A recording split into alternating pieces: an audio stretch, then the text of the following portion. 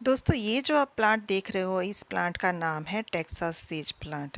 जब ये इसमें फ्लावरिंग होती है तो इस तरह से गुच्छों में फ्लावरिंग होती है और पूरा प्लांट है वो फूलों से भर जाता है जो देखने में काफ़ी खूबसूरत लगता है। तो आज इसी प्लांट के बारे में बात करते हैं कि इसे ग्रो कैसे किया जाता है, इसे कितनी धूप चाहिए, कहाँ पे इसे प्लेस करना है।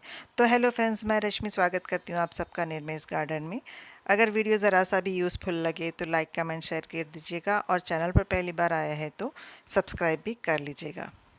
तो देखिए जिस तरह से आप देख रहे हो कि ये पूरा प्लांट फूलों से भरा हुआ है, इतनी हैवी ब्लूमिंग हुई है। तो जो भी प्लांट फूलों वाला प्लांट होता है जिसमें भी फ्लावर खिलते हैं वो सारे प्लांट को धूप चाहिए।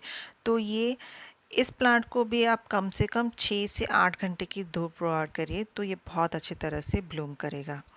कितनी भी तेज़ धूप हो ये पौधा सरवाइव करता है। तो ये एक समर फ्लावरिंग प्लांट है, हार्डी प्लांट है। मेरे पास ये 3 साल से मेरे पास ये प्लांट है और मैंने इसको एक बार रिपोर्ट भी किया था। तो इससे आप खुली धूप में भी रखोगे तो भी ये प्लांट सरवाइव करता है और बहुत अच्छी तरह से ग्रोथ भी करता है। और इसमें 1 डेढ़ महीने के गैप में इस तरह से फ्लावरिंग होती रहती है। तो पूरे साल ये पौधा फ्लावरिंग करता है। तो इसे आप अपने गार्डन में ज़रूर शामिल कीजिए क्योंकि ये एक हार्डी और पेरिनल प्लांट है और ज़्यादा किसी देखभाल की भी ज़रूरत नहीं है।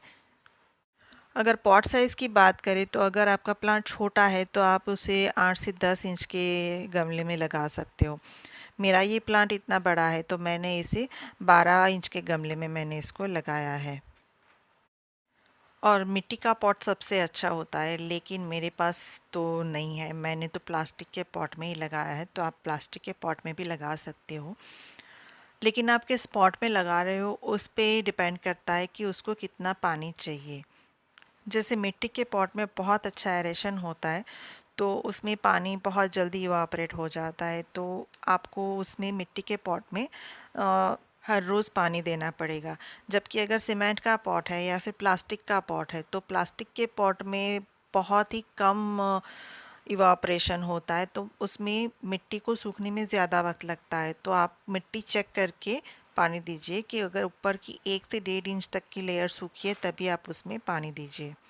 फिर मौसम पे भी निर्भर करता है कि किस तरह का सीज़न है। अगर समर है, इतनी तेज़ धूप है तो इसमें आप हर रोज़ पानी दीजिए, चाहे सीमेंट का पॉट हो, मिट्टी का पॉट हो या फिर प्लास्टिक का पॉट हो। वाटरिंग का ख्याल ज़्यादातर हमें सर्दियों में रखना पड़ता है कि तब ज़्यादा धूप नहीं होती तो पानी जल्दी सूखता नहीं है। तो तभी हमें ध्यान दे के हमें वाटरिंग करनी पड़ती है।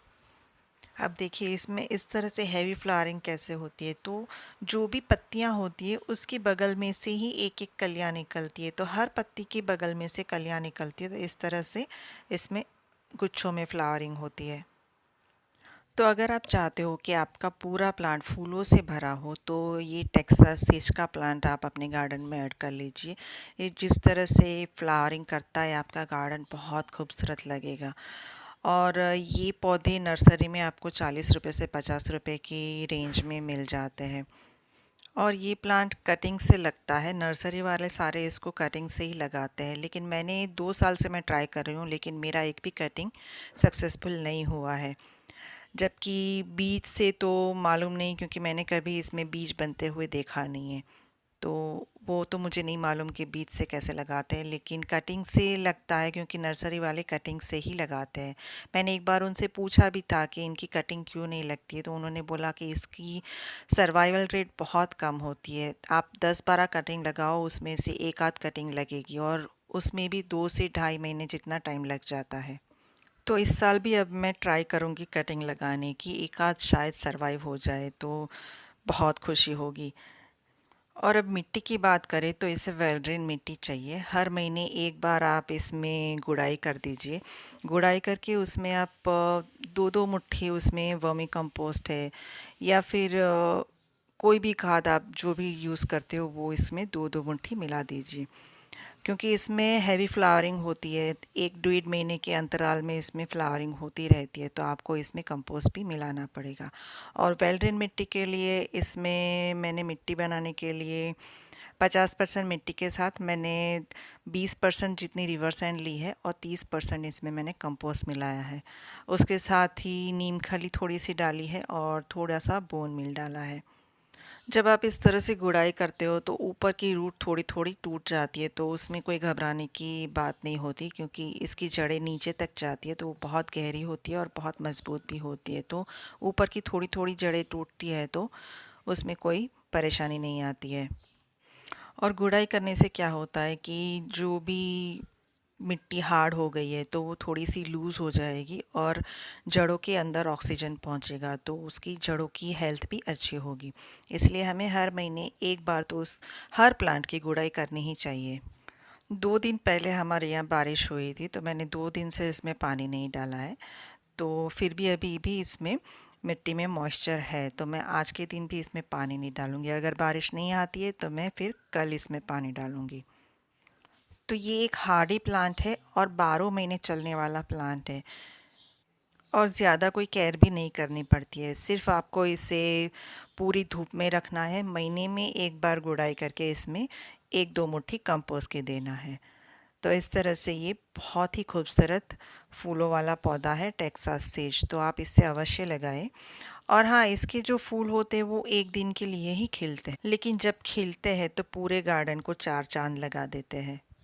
और ये देखिए मेरे पहले की क्लिप है जिसमें पहले फूल आए थे, तब एक दिन बाद ये इस तरह से फूल झड़ गए थे सारे। तो फूल एक ही दिन रहते हैं, लेकिन इसमें नई नई कलियां बनती रहती है, तो थोड़े दिन फूल इसमें रहते हैं। और जब इसमें फ्लावरिंग ख़त्म हो जाए तो आप इसकी ऊपर से थोड़ी थोड़ी सॉफ्ट प्रूनिंग कर लीजिए, तो ये जो प्लांट है वो अपनी शेप भी मेंटेन रखेगा। तो ये एक तरह से बहुत अच्छा लगेगा। जैसे ये नीचे की टहनियाँ मेरी थोड़ी सी सूख गई है तो इसे मैं हटा दूंगी। इस तरह से सॉफ्ट प्रूनिंग आप करते रहिए प्लांट की, तो ये बहुत अच्छे तरह से अपनी शेप मेंटेन रखेगा। तो अगर आपको बार बार नए पौधे नहीं लाने हैं तो इस तरह से हार्डी प्लांट ले आए जो 12 महीने आपके गार्डन में रहेंगे। तो उम्मीद है आपको वीडियो पसंद आया होगा। अगर वीडियो पसंद आया है तो लाइक कमेंट शेयर कीजिए और चैनल पर पहली बार आए हैं तो बेल आइकन प्रेस करके सब्सक्राइब भी कर लीजिए। Thank you.